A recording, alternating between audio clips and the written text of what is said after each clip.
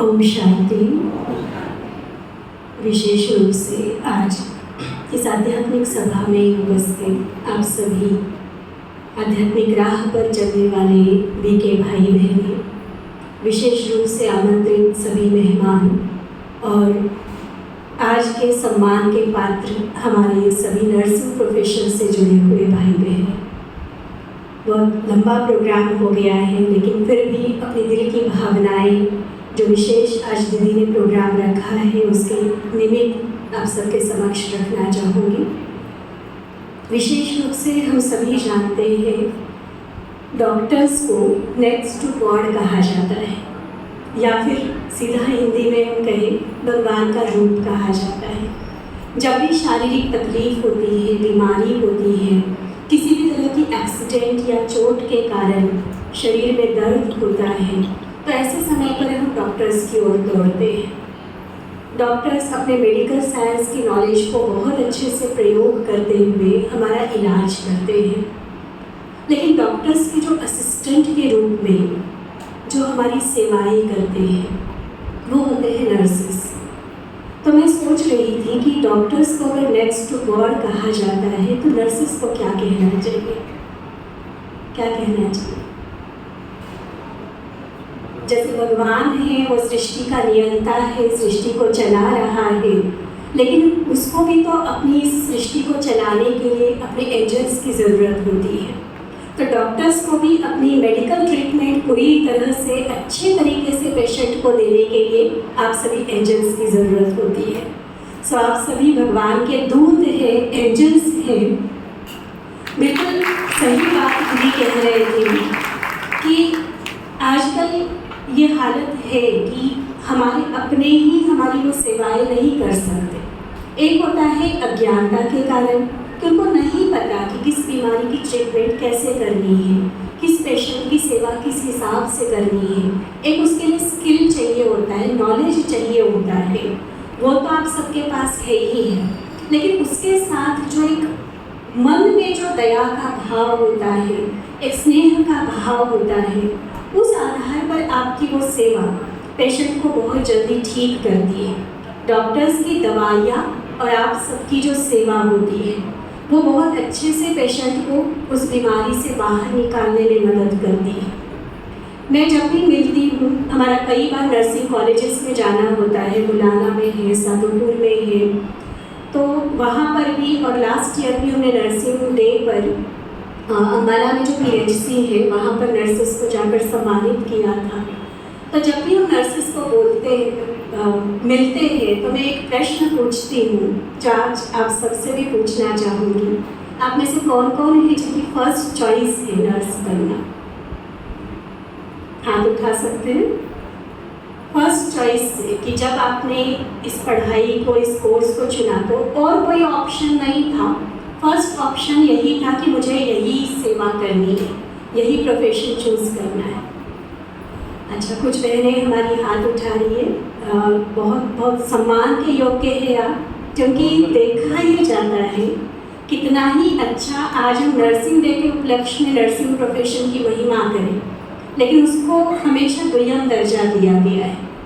एक सेकेंडरी या कई बार थर्ड ऑप्शन के रूप में इसको माना जाता है कि कहीं मेडिकल में लेना चाहते थे एडमिशन, वहाँ नहीं मिला, या कहीं और हम कुछ और बनना चाहते थे, उस कोर्स में जाना चाहते थे, वहाँ नहीं एडमिशन मिला, तो एक लास्ट ऑप्शन के रूप में नर्सिंग प्रोफेशन में हम आते हैं। वहाँ पर जो बातें सिखाई जाती है, समझाई जाती है, कभी पूरे मन से, कभी आधे मन से उसको स्वीकार किया जाता है, और फिर जब इस सेवा में जुड़ जाते हैं, प्रोफेशन में जुड़ जाते हैं, तो वही रिजल्ट उसमें दिखाई देता है।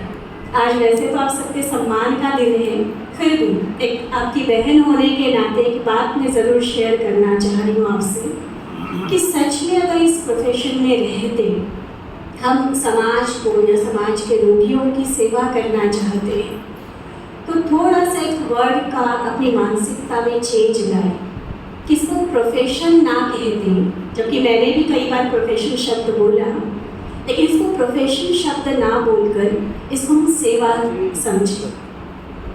ये सिर्फ शब्द का बदलाव नहीं है, जब हम ये समझेंगे सेवा है हमारी, तो उसके 2 बेनिफिट्स होंगे हमें।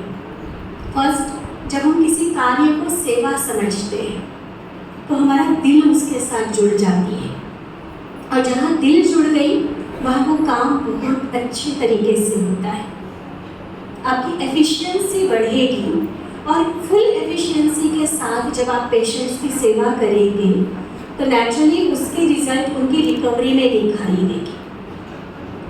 रिकवरी अगर फास्ट हो रही है आपकी सेवा की बदौलत, तो आपके खाते में पुण्य जमा होगा, और उस आत्मा को जिसके शरीर को तकलीफ थी उसको आपने आराम दिया, तो उस आत्मा की जो दुआएं हैं, दिल से सेवा करने से जो दुआएं मिलती है, वो दुआएं भी हमारे खाते में जमा होती जाएगी।